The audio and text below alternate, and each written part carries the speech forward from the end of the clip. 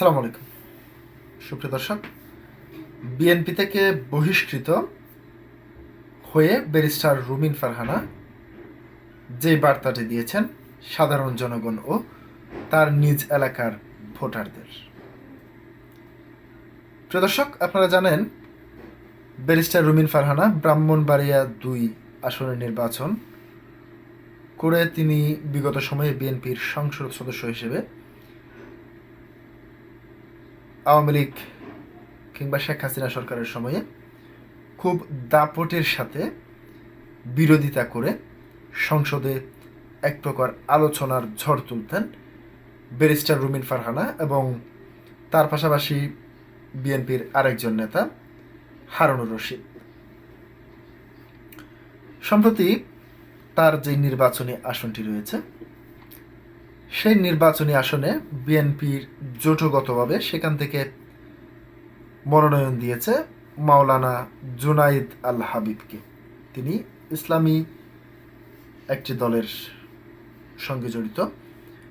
যেহেতু বিএনপির শেষ রক্ষা করত, অর্থাৎ যারা বিগত সরকারের সময়ে বিএনপির সঙ্গে জোটগতভাবে ছিলেন, তার পাশাপাশি বিভিন্ন যুগপৎ আন্দোলনের সঙ্গে নেতৃত্ব দিয়েছেন, এই ধরনের দলকে বিএনপিকে কিছু আসন ছাড় দিতে হয়েছে। ব্যারিস্টার রুমিন ফারহানার আসনটিকেও বিএনপি শেষ পর্যন্ত শরিক দলকে ছেড়ে দিতে বাধ্য হয়েছে। তো এবার সেই আসনে ব্যারিস্টার রুমিন ফারহানা স্বতন্ত্র প্রার্থী হিসেবে নির্বাচন করার ঘোষণা দিয়েছেন এবং তিনি মনোনয়নপত্র সংগ্রহ করেছেন। আপনারা জানেন, যেদিন ব্যারিস্টার রুমিন ফারহানাকে দলীয় পদ থেকে সরিয়ে বহিষ্কার করা হয়েছে, সেদিন দলের চেয়ারপারসন বেগম খালেদা জিয়ার মৃত্যুদিন ছিল। তিনি ৩০শে ডিসেম্বর ভোর ৬টা ৩০ সময় ইন্তেকাল করেছেন। একই দিনে তাকে বহিষ্কার করা হয়েছে। সেই বহিষ্কার প্রসঙ্গে তিনি কি বলেছেন এবং কি বলতে চেয়েছেন সবাইকে, সেটি আমি দৈনিক যুগান্তর থেকে আপনাদের সামনে একটু তুলে ধরছি। ব্যারিস্টার রুমিন ফারহানা বলেছেন, আজকে বাংলাদেশে যে একটা গণতান্ত্রিক পরিবর্তন হতে যাচ্ছে তার পেছনে জীবন দিয়ে ভূমিকা রেখেছেন বেগম খালেদা জিয়া। তিনি আমাদেরকে রাজনীতিতে এনেছেন। তিনি জীবিত থাকাকালে আমার বিরুদ্ধে কোনো বহিষ্কার আদেশ আসেনি, আর এই আদেশ এসেছে তার মৃত্যুর পর। আজকে যদি তিনি জীবিত থাকতেন কিছুই হতো না, অন্যরকম হতো।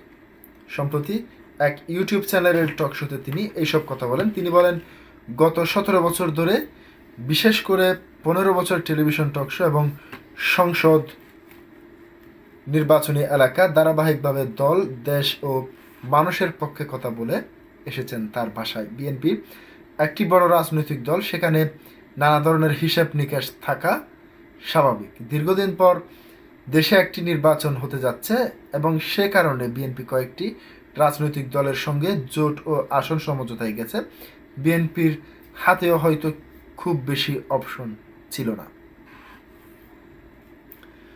তিনি আরও বলেন, আমি দলীয় নির্দেশনা অনুযায়ী ২০১৭ সাল থেকে সংশ্লিষ্ট আসনে কাজ করে আসছি। বিশেষ করে উকিল আব্দুল সত্তার নৌকা মার্কায় চলে যাওয়ার পর দল থেকে স্পষ্টভাবে জানানো হয়েছিল ওই আসনটি আমাকে দেওয়া হবে এবং সেখানে আমাকে কাজ করতে হবে। নির্বাচন সামনে আসার পর হঠাৎ করে দলীয় হাইকমান্ড থেকে জানানো হয় অন্য একটি দলের সঙ্গে জোট করা হচ্ছে, তবে এই সিদ্ধান্তের বিষয়ে আমাকে ব্যক্তিগতভাবে কিছু জানানো হয়নি।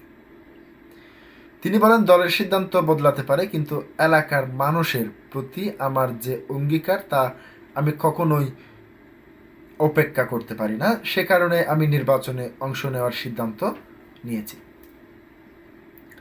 তিনি বলেন, আমার এলাকায় মানুষের স্পষ্ট দাবি ছিল এবার যেন জোটের কোনো প্রার্থী না দেওয়া হয় এবং ধানের শীষ প্রার্থী আসে, কারণ ২০০১ সালের পর থেকে এই আসনে ধানের শীষের কোনো প্রার্থী ছিল না।